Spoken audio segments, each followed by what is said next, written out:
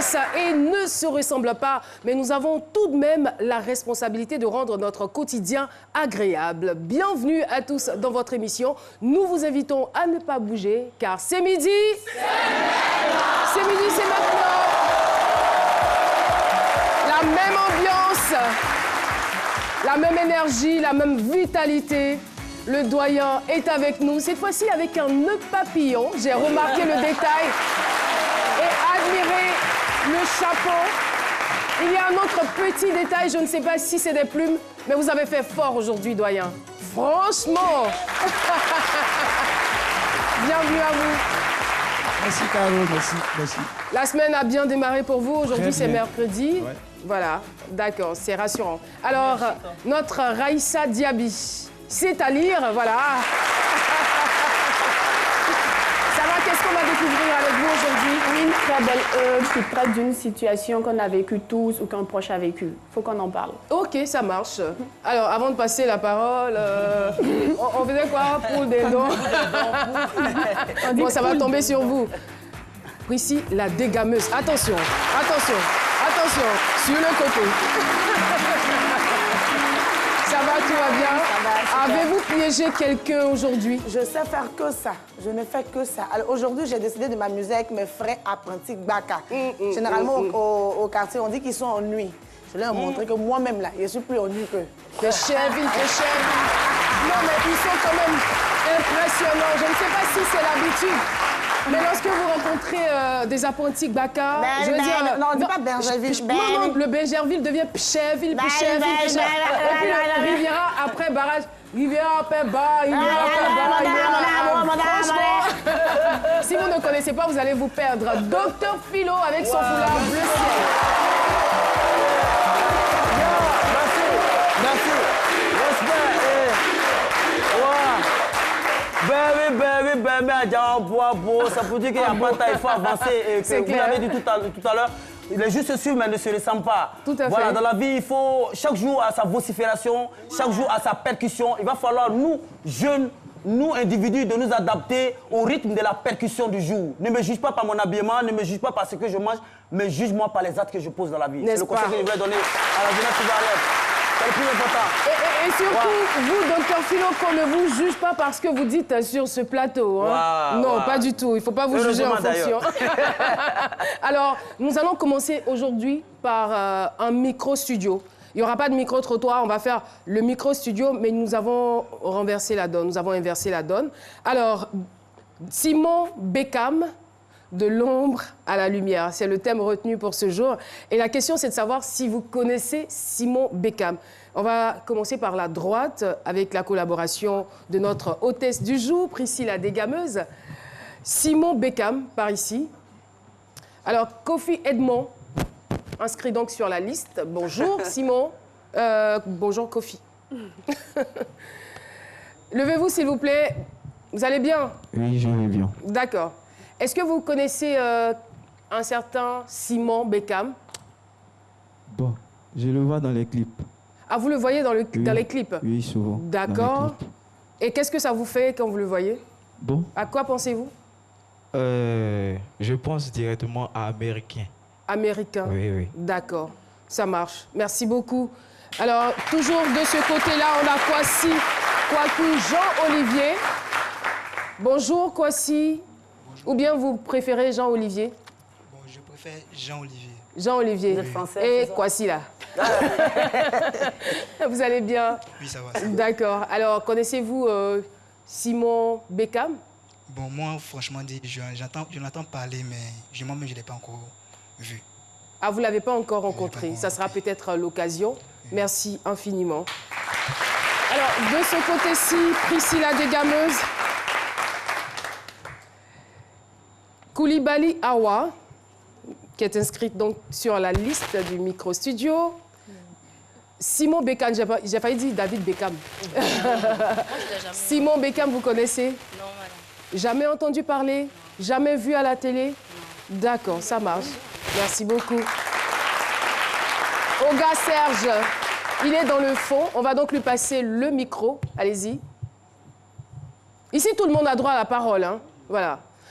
Bonjour. Bonjour, madame. Vous êtes timide? Non, madame. Non, je pense pas. Quand je vois ce visage, je sais que c'est pas le visage d'un garçon timide.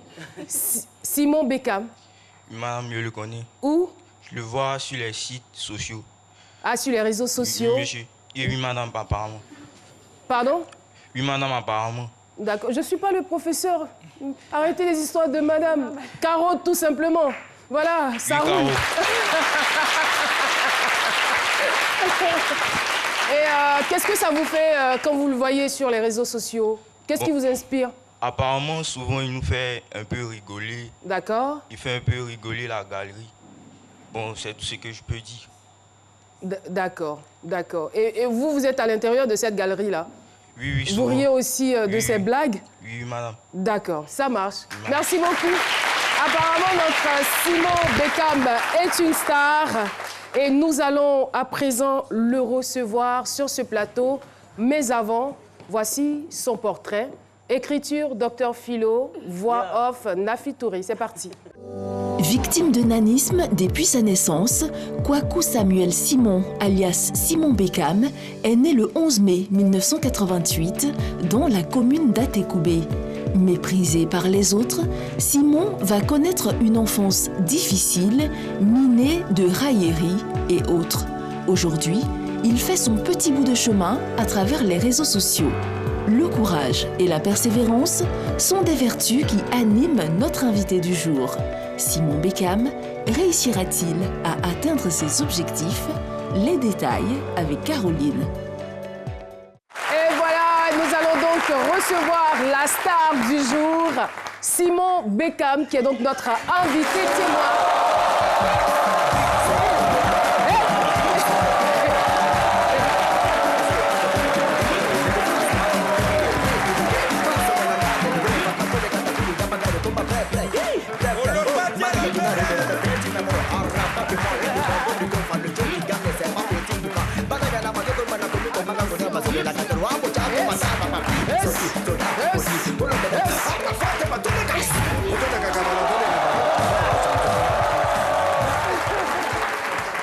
Simon Bekam, de l'ombre à la lumière, c'est le thème de ce jour.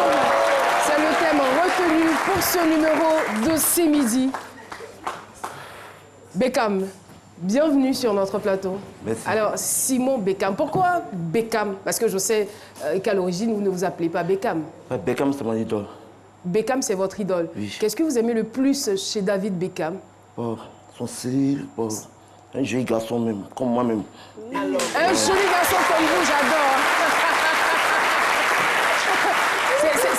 C'est vrai qu'on aurait pu vous appeler Marley, pourquoi pas? Non. Puisque, non, je le dis parce que vous avez la même date, pas la même date d'anniversaire, mais vous êtes né un 11 mai et on sait que le 11 mai, c'est la date de décès de Bob Marley. Ouais. On ne sait jamais, il doit y avoir quelque chose quand même dans cette date-là. Mais vous êtes né dans le même mois que David Bekam, parce que David Bekam, il est né le 2 mai, voilà, et vous êtes né le 11 mai. Donc, ça justifie peut-être que vous soyez une star, n'est-ce pas? C'est Dieu, c'est Dieu. C'est Dieu qui fait tout ça. Merci beaucoup. Alors, Dr Philo, votre avis nous intéresse. On vous retrouve tout de suite. C'est mon avis, avec Dr Philo. Merci beaucoup, David Bekam, de l'ombre à la lumière. Je veux dire que c'est son tout qui est là. Hein. C'est son tout qui est... Moi, je le connais à travers les réseaux sociaux et c'est M. Kwaku. Mais M. Kwaku qui ne s'est pas appelé Bekam, dans la vie, il faut attirer la bonne vibration sur soi. Voilà, il faut attirer la bonne vibration sur soi. Si se faisait appeler Simon le lâche, il allait passer tout son temps à lâcher dans la vie. Non, mais attends. Non, il s'est fait appeler le Bekam en fait. Et on sait que c'est la vérité. Ainsi, il s'est fait appeler Simon le clochard. Il allait clochorner à travers toutes les rues d'Abidjan. Mais il s'est fait appeler Bekam. Pardon. Clochorner. Non, clochorner, je vous en prie. Alors, si vous n'avez pas fait Paris, je suis désolé. Excusez-moi. Il a pris les bonnes vibrations sur lui-même. Je vais dire, parler plus sérieusement. C'est-à-dire, dans la vie, il faut... Tel que Dieu, il faut oser. Et puis tel que Dieu t'a créé, il faut rester comme ça. Dieu, quand il te crée... Il faut s'accepter. Il faut s'accepter soi-même. De la manière qu'il t'a créé, là, il faut prendre cette créature-là pour faire les bonnes choses et attirer les bonnes vibrations. David Bekam, il était grand milieu du terrain de l'Angleterre. Avec lui, ballon passe, l'homme passe pas. Ballon passe, mais toi, tu passes pas. Et donc, c'est ça. C'est cette idéologie-là que ce monsieur-là a adoptée. Et Dieu même si Dieu ne t'a pas créé, il faut vivre dans l'inexistant, dans le néant.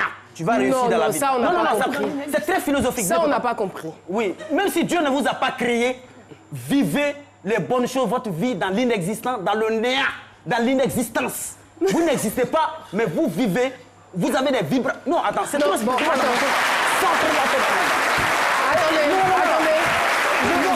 Je sais que le doyen Kassi, il est un peu philosophe sur les bords. Il peut pas Alors comprendre. vous allez nous expliquer un peu ce qu'il vient de dire. Voilà. Ça, je ne pense pas que ce soit de la philosophie. C'est plutôt de la philosophie. De la philosophie. Ouais, mais attends. Non, mais la philosophie, mais heureusement même qu'il a trouvé une expression. S'il n'avait rien trouvé, s'il dit qu'il ne comprenait pas du tout, mais ça allait être une humiliation de grande taille. Merci quand même de m'avoir sauvé. Mais je vais dire que ce monsieur, sur les réseaux sociaux, et ce qui ne le lance plus, c'est ses tics. C'est-à-dire, je ne vais pas dire... C'est-à-dire, ce qu'il fait là, c'est pas forcément beau, mais ça plaît aux gens. Imagine quelqu'un qui vous dit, hey, il fait ça. Et les gens aiment. Les gens aiment. Regardez, je vais vers lui. Je n'ai pas dit qu'il utilise sa laideur, mais il a un tic, c'est pas une laideur. Il n'a jamais dit qu'il était laid, il dit qu'il est beau. Il est beau, voilà. Il s'est fait appeler le taille-taille, il a été bien taillé. La vie est beau. La vie Regardez. Et les gens aiment. Les gens aiment. Franchement, je voudrais le féliciter. Et il est plein d'objectifs, plein d'ambitions. Je veux lui souhaiter bon vent dans ce qu'il est en train de faire parce que c'est pas facile, c'est pas facile. Merci beaucoup. Merci infiniment. Docteur Philo. Alors, Simon, vous êtes donc le troisième d'une fratrie de 5 enfants. Oui, et par manque de moyens financiers, vous n'avez pas pu aller à l'école. Non. Est-ce que vous pouvez nous raconter un peu votre enfance? Ok. Quand on dit Kao,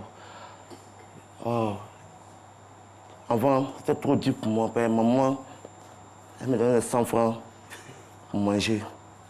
Matin, midi, soir. C'est ma ration qui est là. Mais dans ça, maintenant... Est-ce que c'était pareil pour vos frères et sœurs? Non, et peu après, bon, je m'en fous de eux.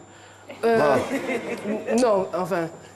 Voilà, c'est une façon de parler, mais je veux dire, on s'occupait, les parents s'occupaient mieux d'eux, c'est ça? Bon, c'est pas bon. Moi, je m'en fous. Moi, il fait peut-être moi-même.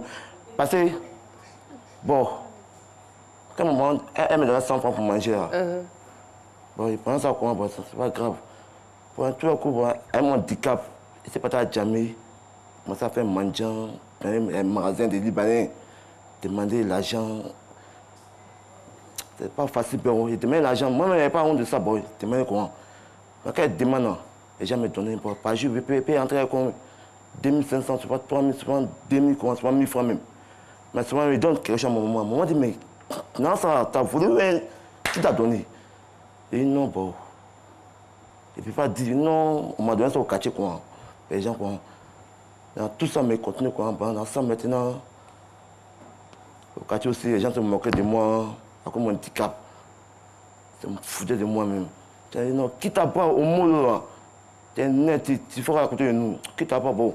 Ça me fait mal, mais comment c'est fier de moi, ne me décourage pas. En nous, il m'avait. Dans ça, maintenant, un peu. Bon. Mais je veux dire, au niveau de la famille, il n'y a que vous qui êtes atteint de nanisme. Oui. Il n'y a que vous. Oui. Vos frères et sœurs, comment ils se comportaient avec vous? Bon, je pose la question parce que quand vous dites mes frères et sœurs, c'est comme si ils étaient très durs avec vous. Non, bien. Est-ce que les membres de la famille se moquaient aussi de vous? Non, bien. Et tout est bien, moi. Papa, maman? Non, bien. Est-ce qu'ils n'avaient pas honte? Est-ce que maman n'avait pas un peu honte de vous présenter? Il faut travailler, il faut chercher pour toi. Mais, dans la vie, si tu ne cherches pas, il ne faut pas chercher encore. Mais moi-même, j'étais fier de moi-même parce que quand il partait demander, après il réfléchit, non, demander à mes mamans. Pourquoi moi-même? Il ne peut pas travailler, il ne peut pas créer quelque chose, non, pour chercher pour moi-même. Les gens me donnent, c'est pas bien, vous demandez, c'est pas bon. Handicap, moi-même, je sais que non, il y a quelque chose devant moi, et pas attraper.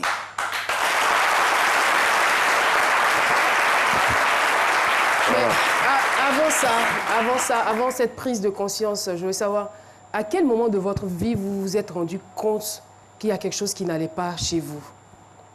Bon. C'est mon papa. Mon papa même, bon, il n'aime pas ce qu'il fait dans la vie. Quand il sort, il n'aime pas. Quand il rentre à la maison, bon, souvent il me frappe. Souvent il me traite. Bon, il ne sait pas de quoi il arrive. Bon, il ne sait pas. Bon, il était fier de moi, mais... Il vous battait beaucoup? Bon, beaucoup. Elle chicote. Souvent même... Peut-être que vous étiez un enfant difficile aussi? Oui.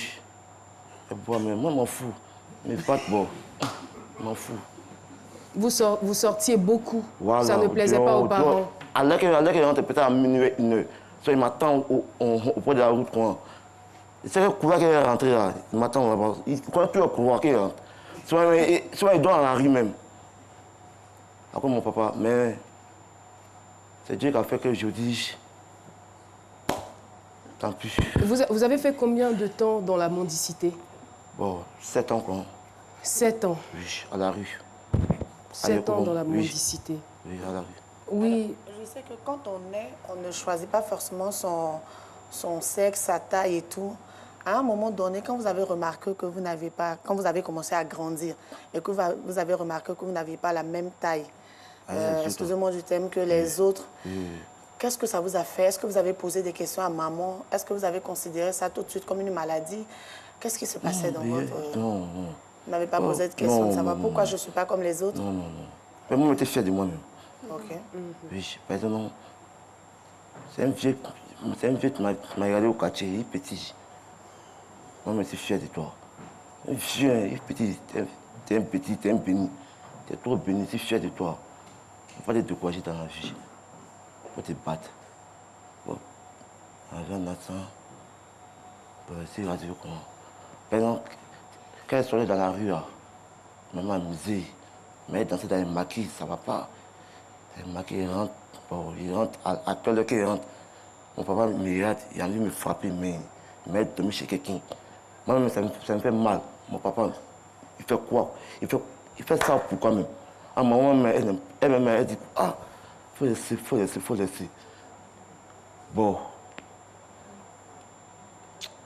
Mais qu'est-ce qui vous a poussé à aller vers les maquis? C'est vrai que vous avez dit que la mendicité, c'était pas bien. À un moment donné, vous êtes rendu que c'était pas bon de demander chaque fois. Mais vous décidez d'arrêter la mendicité. Pourquoi est-ce que vous allez vers les maquis? Pourquoi pas aller vers d'autres endroits où vous pouvez gagner votre vie? Pourquoi les maquis? J'aime mes chevilles. Moi, depuis tout petit, je dansais dans les quartiers, faire comédie, faire rire. Je dansais les bachengue, les ado, dumolo, tout ça. Je dansais tout ça, voilà, bachengue, tout ça. Faire rire. Moi, j'étais fier de moi. Non, dans ça maintenant, dans le maquis, essayer d'entrer dans le maquis maintenant. Dans ça, danser dans le maquis, les gens me chassent. Les gros bons me chassent. Quitte ici, avec ta taille. Mais bon. Elle me chasse moi, avec ta taille, moi, je m'en fous. Elle ne me décourage pas. Quand elle donne deux, elle rentre encore. Elle m'a dansé encore. Mais jamais découragé. Mais c'est gagne 500 dans ça là. C'est bon. C'est un peu impur. Mais comment vous vous êtes senti lorsque vous avez arrêté de mendier et de chercher à faire quelque chose pour gagner votre vie? Le courage. Comment vous êtes senti? Le courage même. Oui, c'est le courage qui vous a poussé à le faire. Oui. Mais à l'intérieur de vous, comment vous vous sentiez? Parce que vous arrêtez de mendier, oui. Il y avait certainement beaucoup de frustration parce qu'il y a des gens qui ne vous donnent pas l'argent mais qui vous insultent ou qui vous rabrouent. Je veux dire, quand vous décidez, par exemple, d'arrêter de mendier à cause de toutes ces frustrations et que vous commencez à danser dans les maquis, là-bas encore, vous allez rencontrer des frustrations parce que vous nous avez expliqué que vous étiez souvent refoulé par des gros bras. Voilà. Alors, après ça, quand aujourd'hui, on commence à vous connaître, que vous gagnez de l'argent dans les maquis en dansant, comment vous vous sentez? Oh, c'est pas de quoi être différent.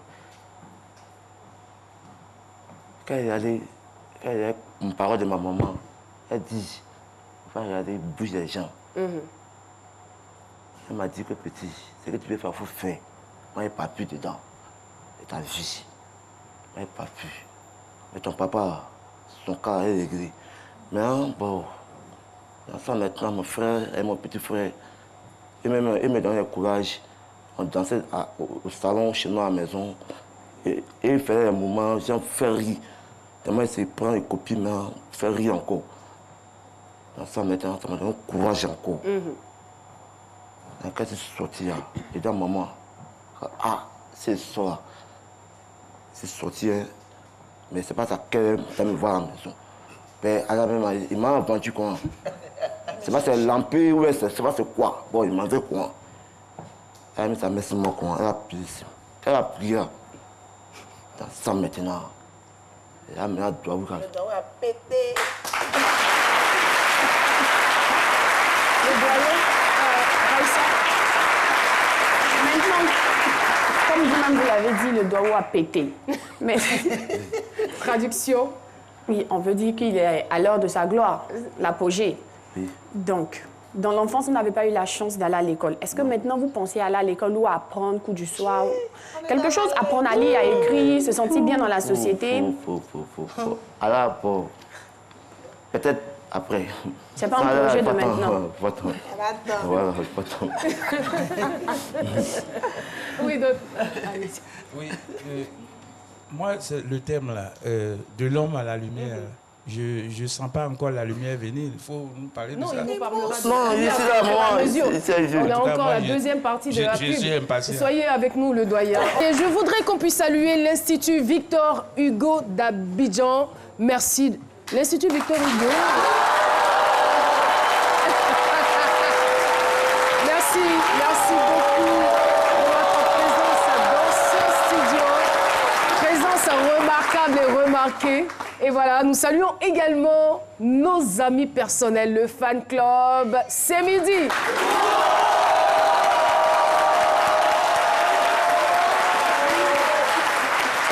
Merci beaucoup, fan club C'est Midi. Je rappelle que nous échangions juste avant la pub avec Simon Bekam. Simon Bekam qui est atteint de nanisme, mais son handicap n'a jamais été un problème pour lui.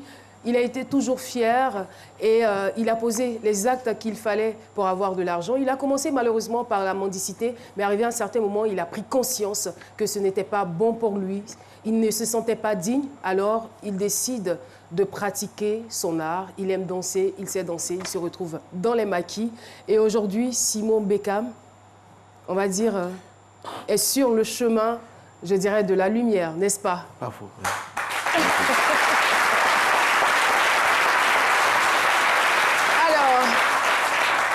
Aujourd'hui, comment est-ce qu'on peut vous qualifier? Qu'est-ce que vous faites concrètement? Et à partir de ce que vous faites, quelles sont les stars que vous avez rencontrées? Beaucoup, hein? Beaucoup. Oui. On peut avoir des noms? Oui, bon, Arafat. D'accord. Emma Lewis. D'accord. Safarel, comme on m'a dit, Domé qu'elle a même. Safarel, c'est votre idole? Oui. Ouais, Débolo. Rien chaîné, bon. C'est beaucoup même. Beaucoup. Tous les artistes coupés, décalés. Oui, mes Zourouman sont dedans. D'accord. Mais qu'est-ce que vous faites? Vous dansez avec eux ou on vous sollicite ils sont fans de ma grand-père, ils sont fiers de moi. Quand ils me voient, ils me crochent, ils m'ont assis, ils m'ont à côté de moi, on causé, bon. Il faut arrêter, tu as fait une petite vidéo pour moi, il faut danser, ils dansent, bon. Vous n'avez pas de complexe, donc ils se sentent à l'aise avec vous? Non, ils sont trop à l'aise avec moi. D'accord. Oui. Priscille? Est-ce que vous avez un artiste chanteur titulaire avec lequel vous travaillez? Ou bien vous dansez avec tous les artistes? C'est dans le style, quand vous arrivez quelque part, dès qu'un artiste monte sur scène, vous montez pour l'accompagner, et puis en esprit, science. Voilà, c'est comme ça? Oui. OK. Est-ce qu'aujourd'hui, on peut dire que le mouvement dans lequel vous êtes vous permet de bien gagner votre vie? C'est moi-même, FM pour moi-même.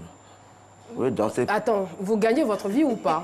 Oui. On a dit de l'ombre à la lumière. Vous gagnez votre vie ou vous ne gagnez pas encore votre vie? Oui. Vous subvenez à vos besoins? Oui. Bah, vous le dites sans certitude. Vous êtes fatigué? Vous n'avez pas dormi la nuit? Non, au fait... non. Vraiment, j'ai envie de travailler, créer pour moi-même. Au lieu de danser, ce sont des gens, ça ne me fait plus. Moi-même, fait pour moi-même, j'ai créé pour moi-même. Mais quand vous dansez sur le son des gens, vous gagnez de l'argent, vous avez un manager, vous avez tout un staff autour de vous. Oui. Quand on vous appelle dans les maquis, là, c'est à combien? Votre cachet s'élève à combien? Quand on invite Simon Bekam? Ça dépend. peut-être 50 boss, peut-être 100. 50 000, c'est très bien, c'est pas mal. Voilà. C'est pas mal. Mais les gens vous donnent de l'argent, les gens, quand vous dansez, les gens travaillent sur vous. Mais souvent, ça c'est à part d'abord, mais caché même, 50 vers 100 quoi. Alors, vous ne faites pas que danser, vous avez aussi le sens de l'humour. On va regarder ensemble cette vidéo.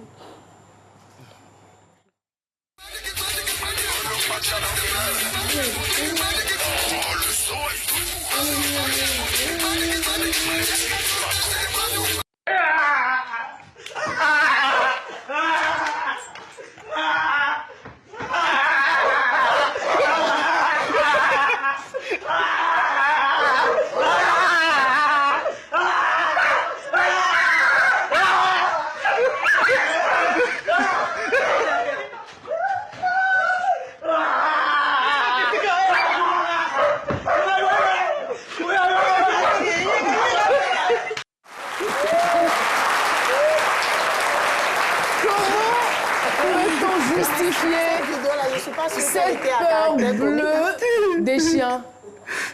Pardon? Vous avez peur des chiens? C'est bête. Non, Voilà,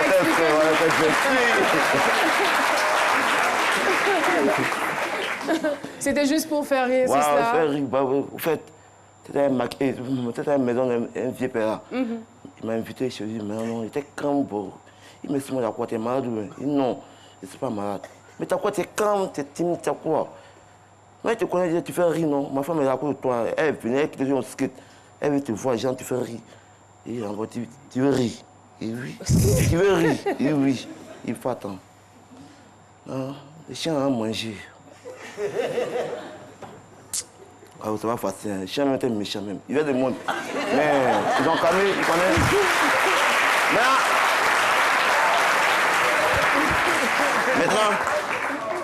Maintenant, quand les chiens ont mangé, il faut y aller, il faut fumer. Tu t'es prêt, on fait signe. Il dit OK. Dis action. Quand il a dit OK, il a jeté l'outil de chien. Il a commencé à vous poursuivre. Mais il aurait pu quand même vous mordre. Oui. Ouais. Ils ont quand même laissé sur le dehors. Mais à un certain moment là, vous aviez peur. Oui.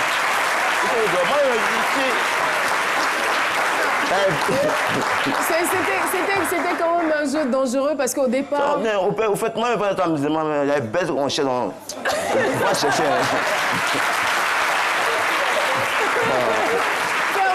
Faire le buzz au prix de sa vie, il faut vraiment faire attention. Hein.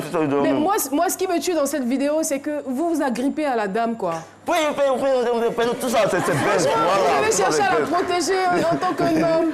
Et je me cherche, ils me cachent à côté. Voilà. D'accord, le doyen, on vous écoute. Non, pour l'instant, Non, on a pratiquement terminé. Je ne sais pas. Donc, moi, je veux savoir. Je voudrais, parce que moi, je suis un peu resté sur ma soif. Parce que quand on parle de l'homme à la lumière et tout ça, bon, je ne vois pas trop la lumière, je répète. Bon, mais moi, j'ai un conseil à vous donner, M. Bekam. Essayez d'exercer une activité qui peut vous assurer une certaine autonomie. Oui. Parce que vous serez appelé à fonder un foyer, à vous marier, à faire des enfants éventuellement. Vous voyez, pas de donc, cherchez à vous accrocher à une activité qui peut vous prendre en charge. Ok, bon, merci pour... Je voudrais rebondir un peu sur l'intervention de ça. Je dis que c'est quelqu'un qui était dans la rue, qui était rejeté à un moment donné de sa vie, qui mendiait. Chaque jour que Dieu fait, il sort de la maison, il mendie. Et aujourd'hui, il arrive quand même à se nourrir. Il va dans les maquis, il va danser. Il gagne de l'argent, il rentre avec un cachet de 50 à 100 000 francs, sans compter ce qu'on lui donne sur scène. C'est pas moins de 300 000 la soirée. Ça, c'est déjà bon. Mais en même temps, je veux dire qu'aujourd'hui, sur les réseaux sociaux, ces vidéos, c'est des milliers de fans. C'est clair. Pour aller dans votre sens, Dr Philo, vous ne pouvez pas imaginer combien de fois c'est dégradant pour un individu de se retrouver à la rue en train de mendier. Personne, je suis sûre que personne n'a envie de le faire. Ce sont des situations peut-être contraignantes qui poussent certaines personnes à se retrouver là. Mais pouvoir sortir de cet état-là pour se retrouver dans un autre état où on peut faire quelque chose, on peut exercer sa passion et avoir de l'argent. Je ne sais pas pourquoi on ne parlerait pas de l'ombre à la lumière. Il nous a même confié qu'il échange avec le footballeur international Adebayor, c'est son ami, et que ce dernier même a des projets pour lui. Des personnes qu'il n'aurait peut-être jamais pu rencontrer s'il était toujours dans la rue. Et Caroline, pour vous, chérie, moi ce que je vais vous dire, si je peux me permettre, une chose est déjà bien d'utiliser son handicap, en griffe, pour pouvoir se battre dans la vie, avoir son pain. Mais ne laissez pas les gens, justement, se servir de votre handicap-là. C'est ça. L'utiliser pour vous exploiter. Ne passez pas pour celui-là qui est un amuseur public, c'est-à-dire dès qu'on le voit, parce qu'il est petit de taille, excusez-moi, on dit assume-moi et puis allons, on rit et puis tu ne t'en sors pas. Quand on t'appelle, tu es une star. Tu as compris, non? Quand on t'appelle, là, tu as géré. Eh bien, Merci beaucoup Priscilla Desgameuses pour cet additif. En tout cas, Beckham, on est fiers de vous. Vous n'êtes pas allé à l'école, mais quand même vous arrivez à vous exprimer et aujourd'hui, vous arrivez quand même à gagner votre argent. Vous ne dépendez de personne. C'est le plus important. On est fiers de vous. Et vous avez surmonté ce qu'on pourrait appeler un handicap. Le fait de dire que je suis beau comme Beckham, c'est déjà un véritable succès. Un autre nom qu'on ne connaît pas. Mignon, mignon. Mignon, mignon. C'est qui ici?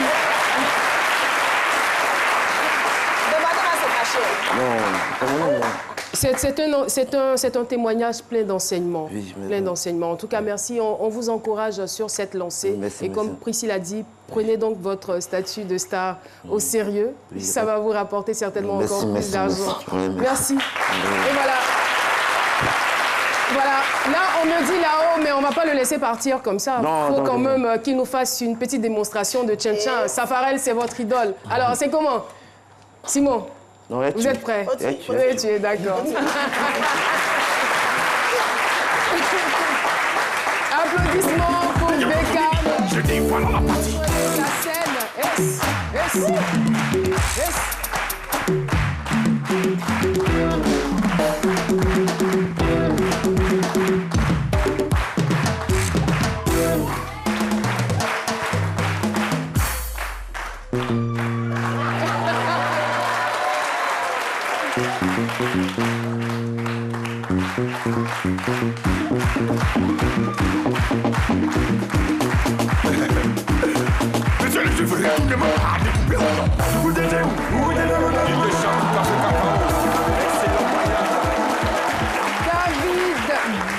En tout cas, merci beaucoup pour ce témoignage. Merci d'être venu sur le plateau d'Ossé Midi, mettre encore plus de joie dans nos cœurs et dans le cœur des téléspectateurs. N'hésitez pas à nous appeler au 22 01 0000 pour participer à cette émission, si et seulement si vous avez un témoignage captivant. Merci beaucoup. Nous allons faire un peu de littérature à présent. C'est à lire, c'est avec Raïssa Diaby. On la retrouve tout de suite et maintenant. C'est à lire avec Raïssa Diaby.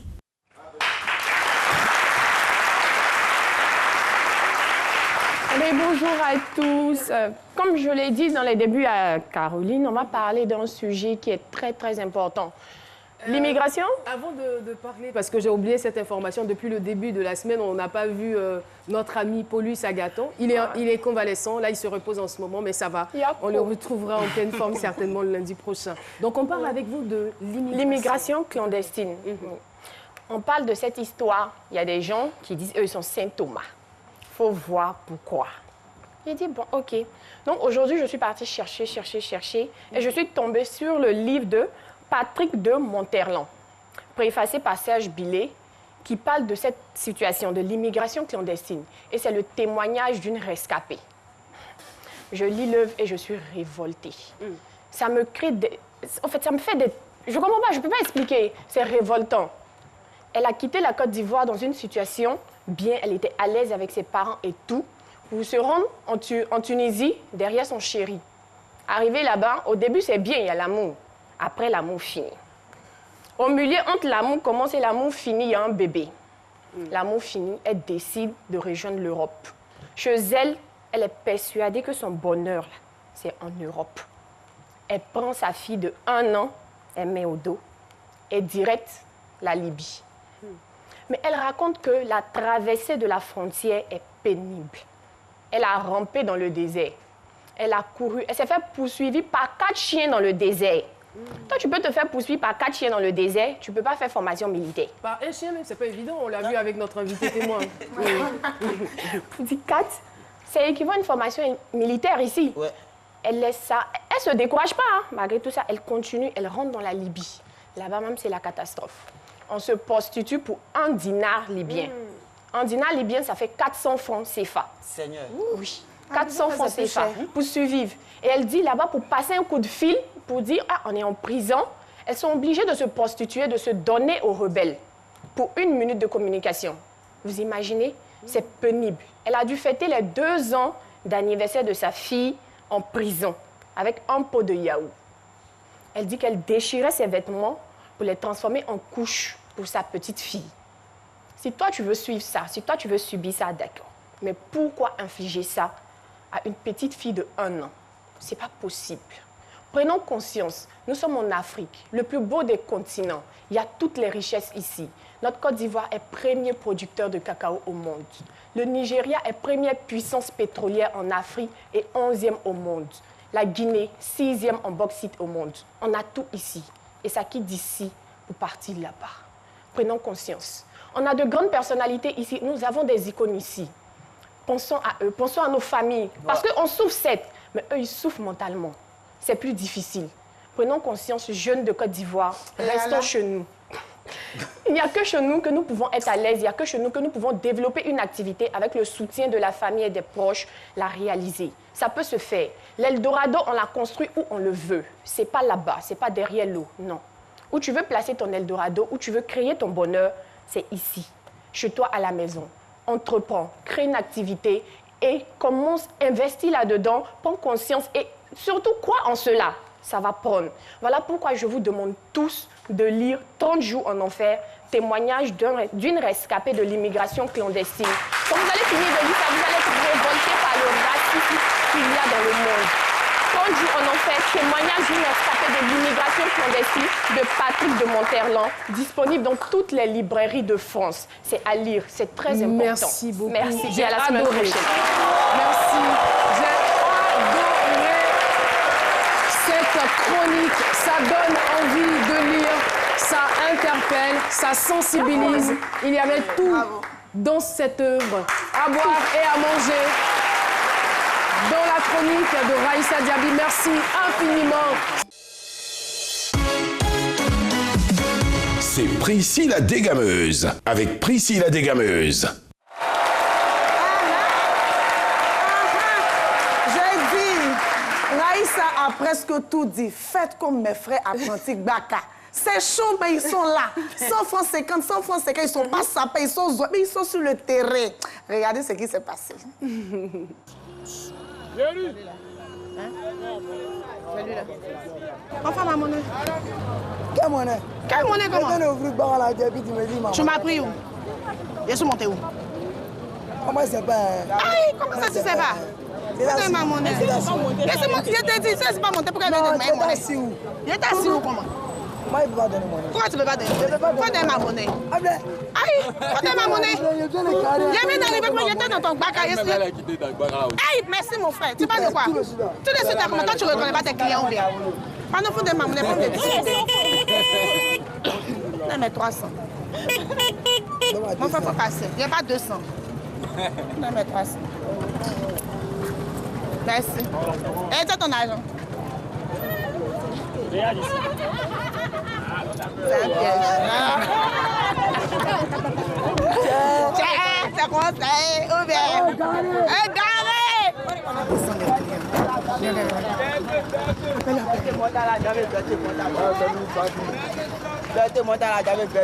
Mon frère, ma monnaie. Ma monnaie? Donne 500. Tu dis quoi? Est-ce qu'on monte à 9 kilos? Même quand tu me regardes comme ça. Pardon, faut faire bien. Tu m'as pas vu dans ton bac à comment? Non, mais tu me regardes mal. Mais tu me regarder mal. Mais tu cherches comment? Bac à ici, monter là-bas, je suis venu ici. Tu me cherches comment? Je cherche. Et tout le monde bon, faut donner ma monnaie. Mais ça t'étonne comment? Ah oui, mais ça, on voulait pas arriver ici. Laisse-moi t'étonner, tu as dit ma monnaie. Pardon, faut faire bien traverser. Comment elle va dans petit? Va chercher mon nez. Il va te monter à la monnaie, il va payer. Non, il doit être sa monnaie. Non, moi, il y a tonton, tu as fini de tout charger. Ah, c'est ça. Je vous dois combien? 300 euros. Tu me dois 300, faut te mettre 300. Bon, faut faire vite. Il va te monter à les 100 francs. Ah, bon, je ne vais pas me mal. Au plus, ça me mal. Moi, je ne sais pas connaître ça. Tu as donné ma monnaie, mais la prochaine fois, il ne faut plus me mal.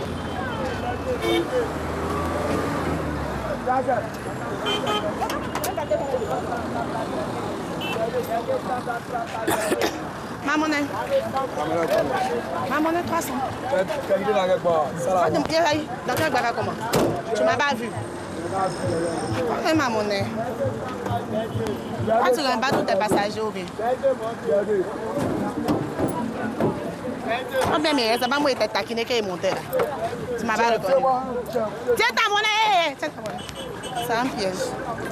Oh, waouh. Pardon, maman, il s'en va tourner vidéo.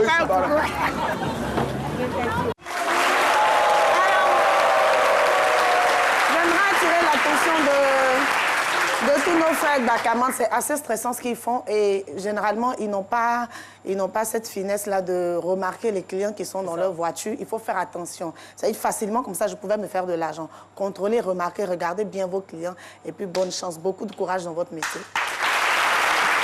Merci beaucoup, Priscille, la dégameuse. Apparemment, nous avons une surprise. Ah là là, c'est beau. Merci beaucoup. Ah, c'est pour nous tout ça? Waouh, c'est gentil. Je vois là Caroline Da Silva. Ça, c'est pour moi. Voilà, donc le t-shirt de Victor Loba à l'effigie de Caroline Da Silva. Victor Hugo. Oh là là, autant pour moi. Là, c'est Docteur Philo. Docteur Philo, ça, c'est pour vous. Et je vois ici, si c'est un ça, d'accord. Donc, le mercredi prochain, vous ramenez celui de Priscille la dégameuse, de Raïssa Diaby et du Sage. Merci. Et ce bouquet, allez, pardon, je vous passe le micro. Alors, on voudrait dire merci à la RTI, à ce midi, qui nous reçoit. On a voulu marquer notre passage. Oh là là. Pour qu'on dise que l'Institut Victor Hugo Abidjan est passé. En complément de ces polos, il y a ce magnifique bouquet de fleurs gentil. Dans lequel vous allez trouver des cartes de vœux. Donc, beaucoup de bonheur à l'équipe de CMX. Ça nous touche énormément. Merci beaucoup, c'est gentil. Merci infiniment.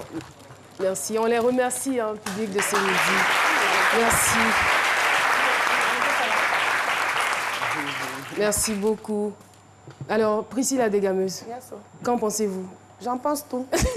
Non, soyez sérieuse là. Non, mais c'est vraiment joli. C'est vraiment joli, merci beaucoup. Je viendrai faire coup du soir là-bas. Vous avez reçu votre t-shirt? Oui, j'ai reçu le mien. Ça fait plaisir de la part de l'Institut Victor Hugo.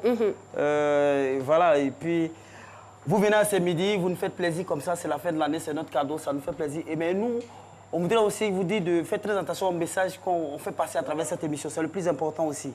Nous, on reçoit vos cadeaux, mais vous aussi, repartez avec nos cadeaux qu'on vous offre chaque jour. Surtout la chronique de Raïssa que j'ai mis aujourd'hui à travers l'immigration climatique. Et donc, cette fois, j'avais aimé à un moment donné, Caroline, lorsque vous preniez le public à chaud, sinon, je ne sais pas si vous dire à froid, rapidement, vous dites qu'est-ce que vous avez retenu de ce qui a été dit aujourd'hui?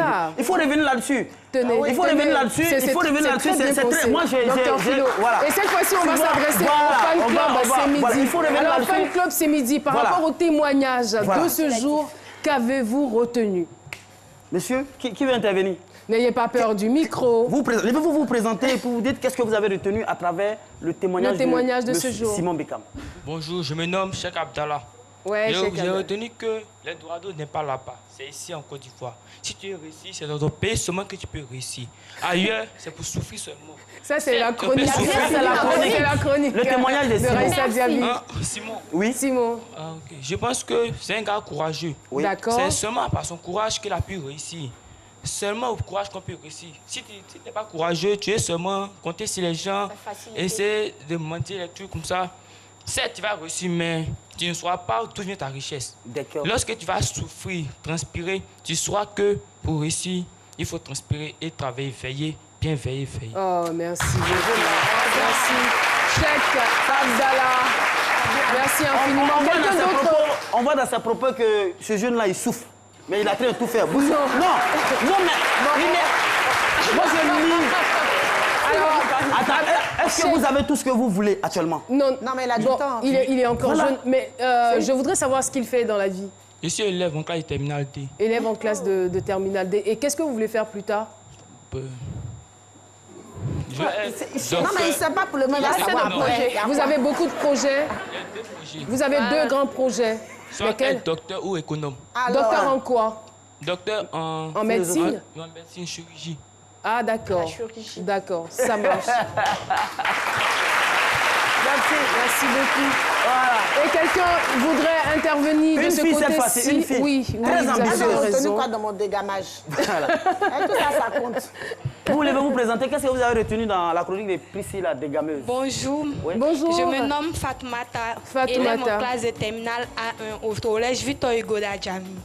Pour moi, j'ai retenu que quel que soit le métier que tu pratiques dans la vie, il faut le faire avec beaucoup d'ambition, beaucoup de courage et de persévérance, car c'est toutes ces valeurs-là qui t'aideront un jour à avancer dans la vie. Comme moi, élève.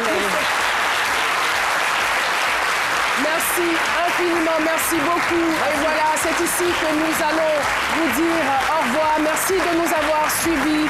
Et quels que soient vos handicaps ou vos limites, apprenez à avoir confiance en vous, car c'est la clé du succès. Merci de nous avoir suivis. Rendez-vous demain à partir de 12h pour un autre numéro de C'est Midi.